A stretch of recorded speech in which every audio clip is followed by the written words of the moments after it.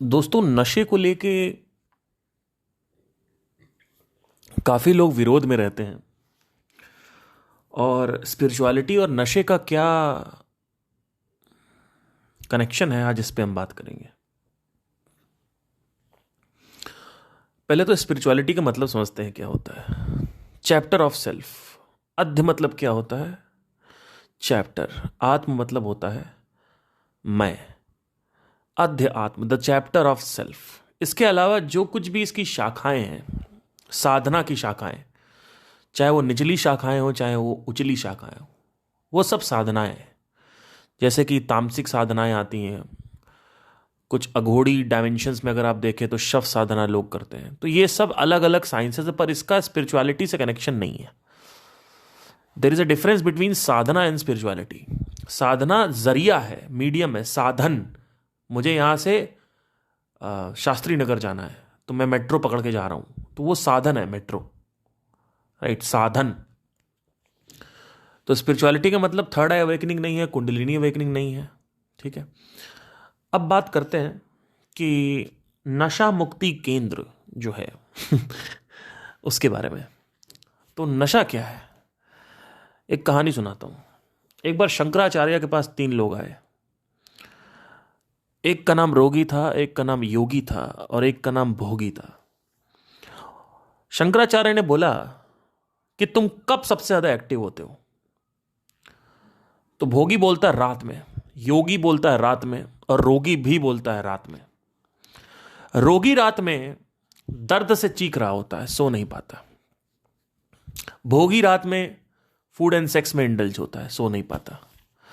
और योगी जो होता है वो साधना कर रहा होता है, चिंतन कर रहा होता है, शास्त्रों को पढ़ रहा होता है, वो भी सो नहीं पाता है। ठीक है, ज्यादातर योगी जो है वो हमेशा मेडिटेट करते हैं रातों में, क्योंकि रात का जो समय होता है वो एक बहुत ही अनोखा और पावरफुल समय होता है। उस वक्त आपके घर वाले परेशान नहीं कर रहे होते। अगर आपके घर में लोग हैं और बहुत सारे लोग हैं जैसे कि, तो सुबह सुबह आप 4 बजे उठिए, 3 बजे उठिए, आप सुबह सुबह ध्यान करिए, और नहीं तो फिर ऊपर चले जाइए। मेरे केस में ये है कि मैं सुबह उठ नहीं पाता हूँ। मैं कभी कभी सुबह उठता हूँ, कभी कभी नहीं उठता। आजकल मैं 5 बजे सुबह उठ जाता हूँ। तो मैं अपना नियम कानून जो है बना के चलने की प्रक्रिया में हूँ।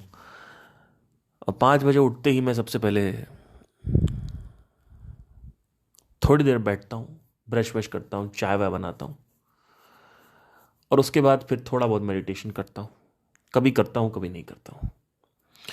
फिर मैं जिम चला जाता हूँ, जिम से आता हूँ, फिर मेडिटेशन करता हूँ। तो मेरा इस तरीके का रूटीन है। और अगर कहीं मैंने 10 दिन या 15 दिन मेडिटेशन छोड़ दिया तो बहुत ज़्यादा चिंता हो जाती है, बहुत ज़्यादा दिक्कत हो जाती है। क्योंकि 4 टाइप की जो सफरिंग है उसके बारे में मैंने बात करी है। वो जो पीस है ना, जो शांति है, वो सिर्फ समझ के नहीं आती है। ठीक है, तो मैं उसमें इतना नहीं जाऊंगा। ठीक है, कि क्या मेडिटेशन ही सारी सफरिंग खत्म कर देता है? तो ऐसा नहीं है, मैं इसमें ऑलरेडी बात कर चुका हूं। नशा जो दोस्तों है वो हर चीज में है। आप चॉकलेट खाते हो, अंदर डोपामिन रिलीज, आप नहाते हो, डोपामिन रिलीज होता है। आप सेक्स करते हो, ऑक्सीटोसिन रिलीज होता है। आप जिम करते हो, एंडोर्फिन रिलीज होता है। आदमी जिम से एडिक्ट क्यों होता है? Because he loves endorphin, right. कोई जिम इसलिए नहीं जाता है, जो सालों जिम जाते हैं ना, रोज जिम जाते हैं रोज, वो इसलिए नहीं जाते कि उनको फिटनेस है, उनको हेल्थ है, उनको इससे मतलब नहीं है। दे वॉन्ट टू लिफ्ट, उनको उठाना है, उनको डंबल उठाना है, उनको उसी में मजा आ रहा है, क्योंकि एंडोर्फिन रिलीज होता है। माइंड रिवॉर्ड देता है आपको। एंडोर्फिन एक बहुत ही मोटिवेटिंग हार्मोन है।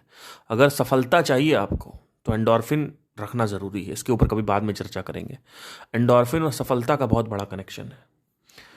अब हर चीज में नशा है, तो मेडिटेशन में भी कुछ नशे रिलीज होते हैं। जो योगी पहाड़ों पे बैठ के मेडिटेशन कर रहा है, आपको ये जान के खुशी होगी कि वो भी नशा कर रहा है। हर कोई नशा कर रहा है, लेकिन बशर्त है कि तुम बाहर से नशा ले रहे हो या अंदर से नशा ले रहे हो। बाहर के नशे सिगरेट, दारू, गांजा, ये सब नशे हैं बाहर के। लड़की, ये सब नशे हैं। एक नशा अंदर है, आंखें बंद कर लो, वही केमिकल अंदर से रिलीज हो जाएगा।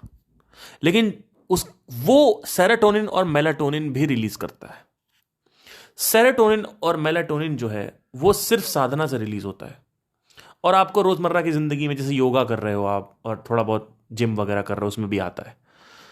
मेलाटोनिन जो है वो डीप स्लीपिंग हार्मोन है।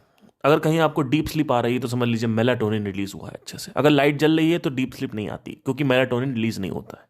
इसीलिए पिच ब्लैक में सोना जरूरी है। एकदम पिच डार्क कर दीजिए और उसमें एकदम बिल्कुल डार्कनेस कर दीजिए, और उसके बाद फिर सोइए। जो मजा आएगा सोने का वो अलग है।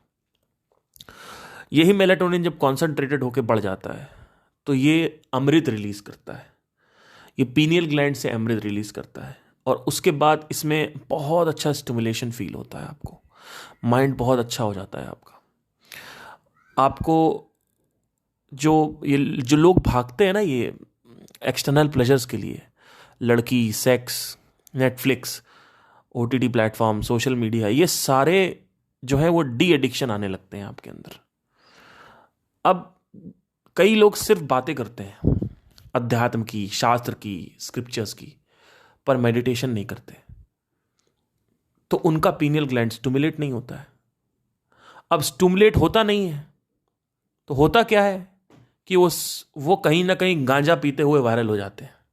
ऐसे गुरु देखे होंगे आपने जो गांजा पीते हुए वायरल हो गए और बाद में बोलेंगे कि हमने गांजा नहीं पिया था।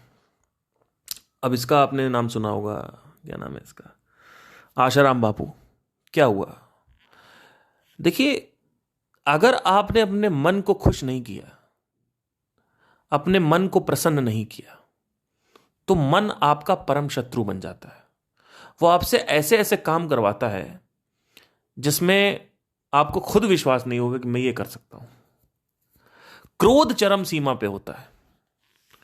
जब मन आनंदित नहीं होता है तो क्रोध चरम सीमा पे होता है। जरा जरा सी बातें आपको इन्फ्लुएंस कर देंगी।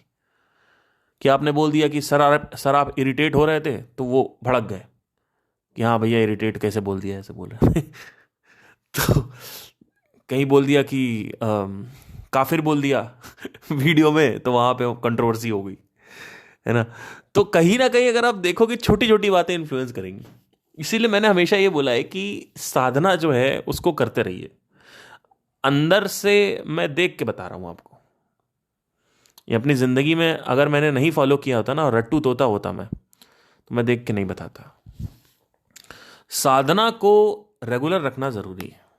क्यों? जिससे मन प्रसन्न रहे, मन में वो केमिकल जाता रहे और प्रसन्न। इसके साथ ही साथ फिजिकली एक्टिव भी होना जरूरी है, सिर्फ साधना से नहीं होगा।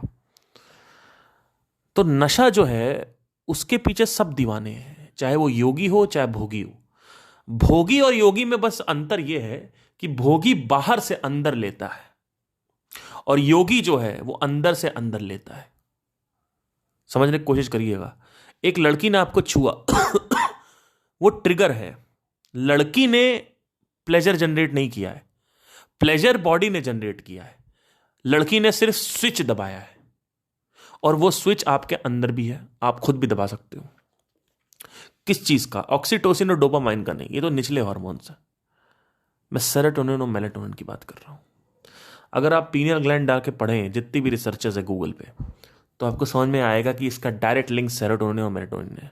और इसके ऊपर काफी अभी तक रिसर्च हो नहीं पाई है। लोग कह रहे हैं कि जो साइंटिस्ट है वो कह रहे हैं ये पता नहीं क्यों है ये हार्मोन, ये सिर्फ हिप्पोकैम्पस के नीचे है। तो नशे के पीछे सब दीवाने हैं।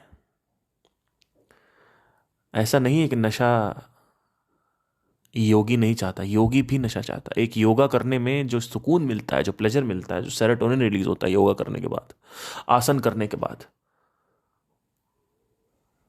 वो भी इसीलिए करता है आदमी, जिससे आसन लगाऊं तो वो केमिकल रिलीज हो। आई होप आपको समझ में आया हो। Thank you guys, have a nice day.